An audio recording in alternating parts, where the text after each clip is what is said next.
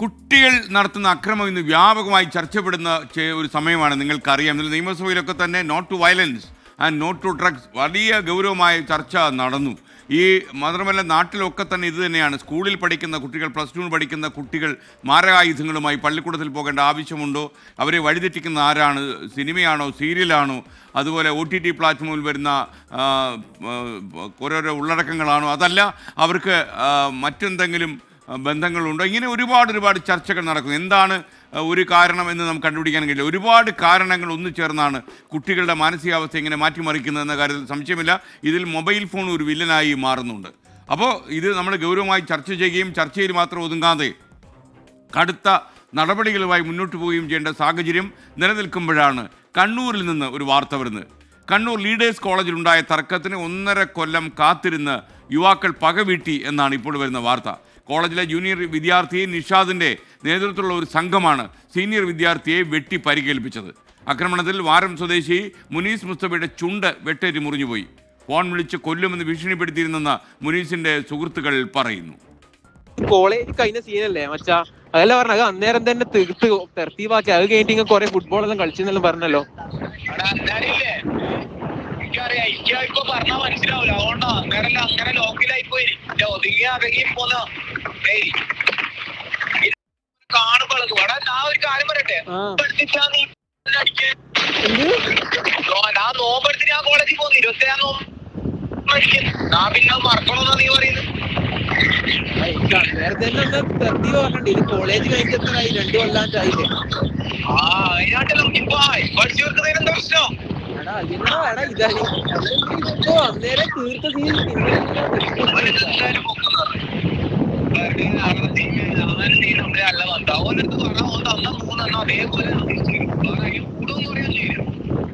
നിഷാദ് എന്ന് പറയുന്ന ഇതിനെ കണ്ടുവിട്ടേ ഇടയെ ഈ കളി കഴിയിട്ട് നമുക്ക് അപ്പുറത്ത് തന്നെ അടിച്ചു തീർക്കാന്ന് പറഞ്ഞു.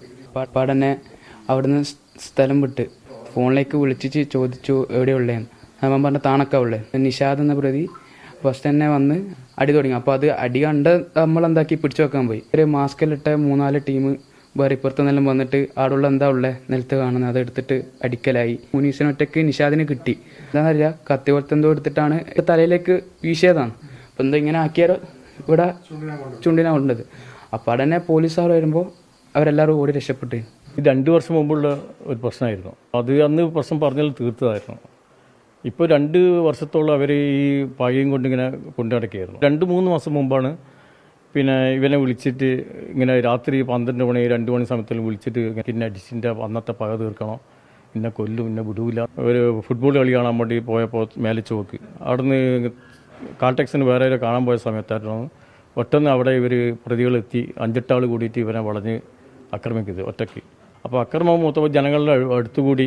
അപ്പോൾ 1-2 വണ്ടി പോലീസുകാരിലെത്തിയ ശേഷം ഇവർ ഓടി രക്ഷപ്പെടുകയാണ് ഉണ്ടായത്. സംഭവത്തിൽ 5 പേർക്കെതിരെ പോലീസ് വധശ്രമത്തിന് കേസെടുത്തിരിക്കുകയാണ്. അരുൺ ഭൂപറമ്പ കണ്ണൂരിൽ നിന്ന് വിവരങ്ങൾ നൽകും. Arun, good morning. എന്തൊക്കെയാണ് നമുക്ക് ലഭിച്ച ലേറ്റസ്റ്റ് അപ്ഡേറ്റ്സ്?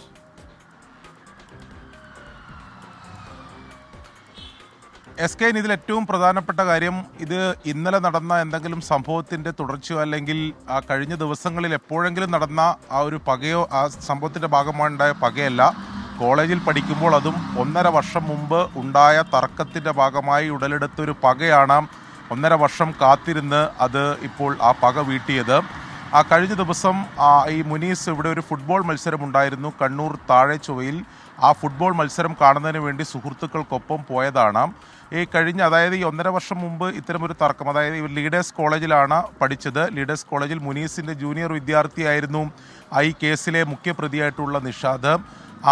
ആ സംഭവം 1.5 വർഷം മുമ്പുണ്ടായ തർക്കത്തിൻ്റെ ഭാഗമായി പലതവണയായി രാത്രികളിലൊക്കെ വിളിച്ച് നമുക്ക് ആ കണക്ക് തീർക്കണം, ആ കണക്ക് തീർക്കാതെ എനിക്ക് സമാധാനമില്ല എന്നുൾപ്പെടെയുള്ള കാര്യങ്ങൾ പറഞ്ഞ് നിന്നെ കൊല്ലുപോലെ തന്നെ ചെയ്യുന്നതിനുള്ള ഭീഷണിയൊക്കെ പെടുത്തി അതിൻ്റെ ശബ്ദ സന്ദേശമൊക്കെ പുറത്തു വന്നിട്ടുണ്ട്. പക്ഷേ ഇതുവരെ നേരിട്ട് അങ്ങനെ എന്തെങ്കിലും ആക്രമണം ഉണ്ടായിട്ടില്ല. അതുകൊണ്ട് ഇവർ ഈ മുനീസ് ബന്ധുക്കളോട് ഈ കാര്യങ്ങൾ പറഞ്ഞിട്ടില്ല, അല്ലെങ്കിൽ എന്തെങ്കിലും ഒരു പരാതിയൊന്നും നൽകാൻ തയ്യാറായിട്ടുമില്ല. കഴിഞ്ഞ ദിവസം ഇങ്ങനെ ഒരു ഫുട്ബോൾ മത്സരത്തിൽ ഇവർ നേരിൽ കാണുന്നു. കാണുന്ന സമയത്ത് തന്നെ ഈ നിഷാദ്, ഇപ്പോൾ ഈ പ്രതിപ്പട്ടികയിലുള്ള മുഖ്യപ്രതി നിഷാദ് മുനീസിൻ്റെ അടുത്ത് വന്ന് പറഞ്ഞു, ഇന്ന് രാത്രി തന്നെ നമുക്ക് ഈ കണക്ക് തീർക്കണം, ഇല്ലെങ്കിൽ എനിക്ക് മനസമാധാനത്തോടെ കിടന്നുറങ്ങാൻ പറ്റില്ല. അത് 1.5 വർഷമല്ല 2 വർഷമായാലും ആ കണക്ക് തീർക്കാതെ മുന്നോട്ട് പോകാൻ കഴിയില്ല എന്ന് പറഞ്ഞു. ഇത് കേട്ട ഉടൻ തന്നെ മുനീസും അതോടൊപ്പം തന്നെ സുഹൃത്തുക്കളും അവിടെ ഫുട്ബോൾ മത്സരം മുഴുവിപ്പിക്കാൻ നിന്നില്ല, അവസാനിക്കാൻ നിന്നില്ല. അവിടുന്ന് പെട്ടെന്ന് വീട്ടിലേക്ക് പോവുകയായിരുന്നു. അതിനിടെ കണ്ണൂർ കാൾടെക്സ് ജംഗ്ഷനിൽ വെച്ച് ഇവർ ചായ കുടിക്കുന്നതിന് വേണ്ടി നിർത്തി. അപ്പോൾ ഇവരവിടുന്ന് ഈ ഫുട്ബോൾ മത്സരത്തിന് സ്ഥലത്ത് നിന്ന് പോയി എന്നറിഞ്ഞ് ഈ നിഷാദും സംഘവും ഇവരെ പിന്തുടരുന്നുണ്ടായിരുന്നു. ഇവരെവിടെയാണെന്ന് അറിയുന്നതിന് വേണ്ടി ആദ്യം മുനീസിൻ്റെ ഫോണിലേക്ക് വിളിച്ചു, സുഹൃത്തുക്കളുടെ ഫോണിലേക്ക് വിളിച്ചു. അങ്ങനെ ഇവരെ തേടിയെത്തി. ഇവർ ചായ കുടിച്ചു നിൽക്കുന്ന സമയത്താണ് ഒരു പ്രകോപനവുമില്ലാതെ ആക്രമണമുണ്ടായത്. കാൾടെക്സ് ജംഗ്ഷനിൽ വെച്ച് ആദ്യം നിഷാദ് വന്ന് ഇവരെ മർദ്ദിച്ചു. അതിനുശേഷം നിഷാദിനൊപ്പം ഉണ്ടായിരുന്ന സംഘം മാസ്ക് ധരിച്ചാണ് ആക്രമണം ഉണ്ടായതെന്നാണ് ഇവരുടെ പരാതിയിൽ പറയുന്നത്. ഇവരുടെ കയ്യിൽ കത്തി ഉണ്ടായിരുന്നു, മൂർച്ചയേറിയ കത്തി ഉണ്ടായിരുന്ന കത്തി ഉപയോഗിച്ച് തലയുടെ ഭാഗത്തേക്കാണ് വീശിയത്. അത് പക്ഷേ ഈ മുനീസിൻ്റെ ചുണ്ടിലാണ് കൊണ്ടത്. ഗുരുതരമായി തന്നെ പരിക്കേറ്റിട്ടുണ്ട്. പ്ലാസ്റ്റിക് സർജറിക്ക് വിധേയമാക്കിയതിന് ശേഷമാണ് ഇന്നലെ ഇപ്പോൾ ആശുപത്രിയിൽ നിന്നും വീട്ടിലേക്ക് മാറ്റിയിട്ടുള്ളത്. പൂർണ്ണമായും സംസാരിക്കാൻ കഴിയില്ല. മുനീസിൻ്റെ സുഹൃത്തുക്കളുടെ, അതായത് കൂടെ ഉണ്ടായിരുന്ന സുഹൃത്തുക്കളുടെ മൊഴിയെടുത്താണ് പോലീസ് ഇപ്പോൾ ജാമ്യമില്ലാ വകുപ്പ് പ്രകാരം വധശ്രമം ഉൾപ്പെടെയുള്ള വകുപ്പുകൾ ചുമത്തി കേസെടുത്തിട്ടുള്ളത്. എന്തായാലും ഈ പ്രതികൾ ഒളിവിലാണ് എന്നാണ് പോലീസ് പറയുന്നത്. മുഴുവൻ പ്രതികളെയും പിടികൂടും, അറസ്റ്റ് ചെയ്യും എന്നതാണ് കണ്ണൂർ ടൗൺ പോലീസ് പറയുന്നത്. എന്തായാലും വളരെ ദൗർഭാഗ്യകരമായിട്ടുള്ള സംഭവമാണ്. 1.5 വർഷം മുമ്പ് കോളേജിലുണ്ടായ തർക്കം, വിദ്യാർത്ഥികൾ തമ്മിലുണ്ടായ സംഘർഷം, അതിന് തുടർച്ചയായി 1.5 വർഷം കാത്തിരുന്ന് പക തീർക്കുന്ന ഒരു സാഹചര്യമാണ്, വിവരങ്ങളാണ് ഇപ്പോൾ പുറത്തു വന്നിട്ടുള്ളത്. Thank you.